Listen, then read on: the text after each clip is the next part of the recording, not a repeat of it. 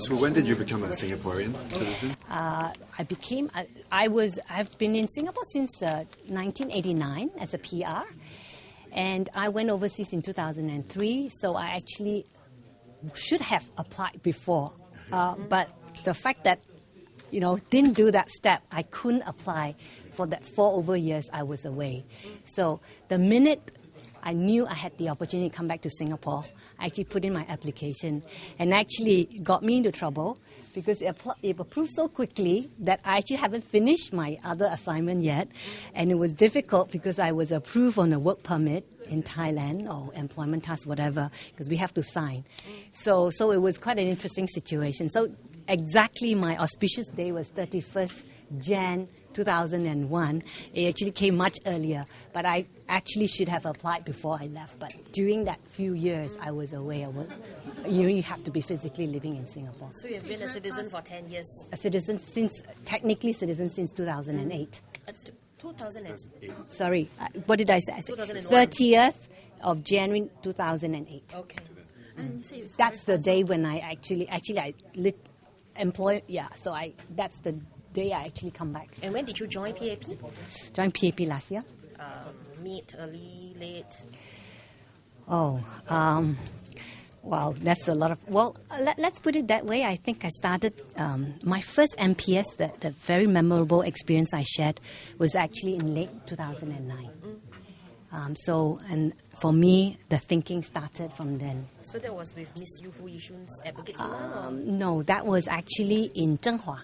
I went to Zhenghua because that's my MP. Your own way. I went to my own MP, my first MPS as an observer, which made a huge impression on me. That was late 2009. The MP is Liang Yinghua. He's my MP. So I went to observe and met all these wonderful people. Which was the MP that brought you into the system? Yeah. Or mentored you into the system? Okay. I think we all have lots of mentors. Yeah. We had lots of mentors.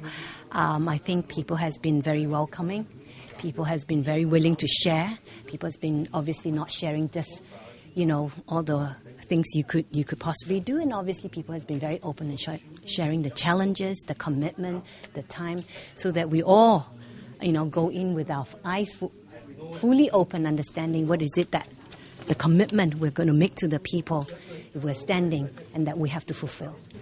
May I know your parents were in Malaysia? I was born in Ipoh. Yes. You said that your citizenship came very fast. How many months was that from application to you got it? Yes, in weeks. In days, actually. Was very fast. So yeah, it went very fast. Like I said, I applied knowing I'm coming back, but I haven't physically come back yet.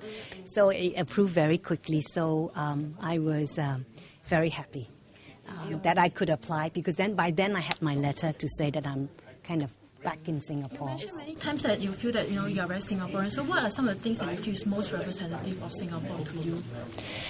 Well,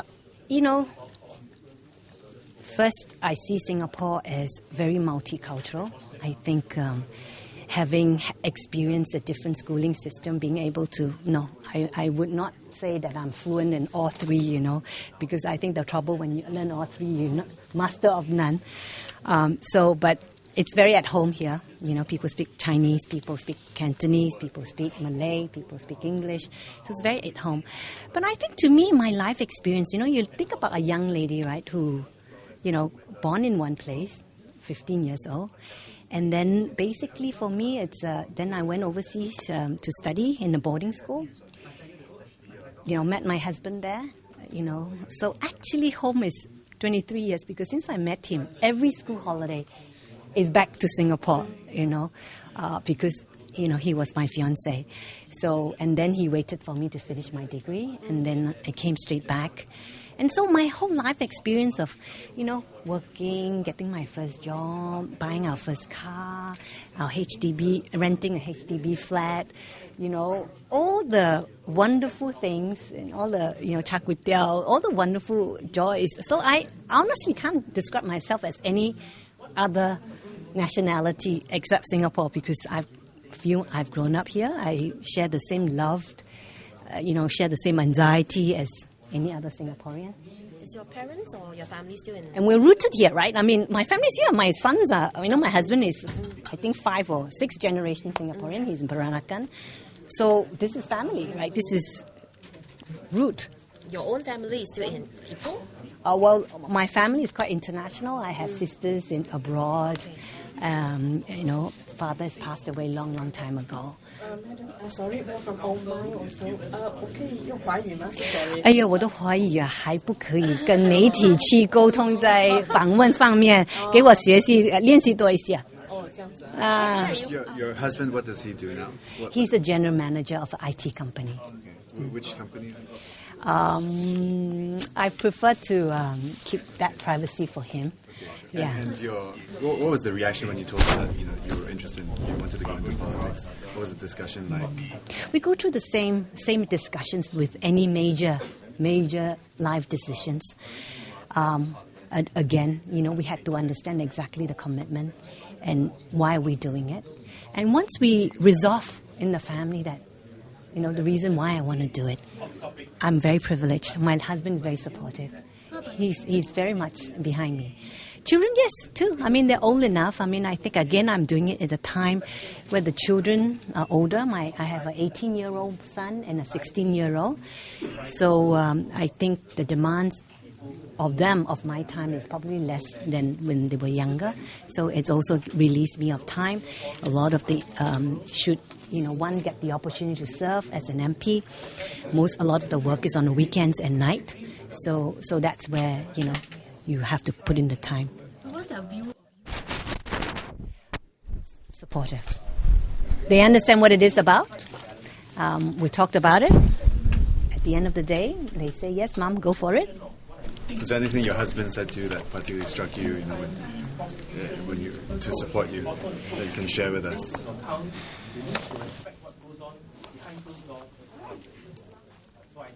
I think he helps me with a lot of questions. He helps me to get my yes.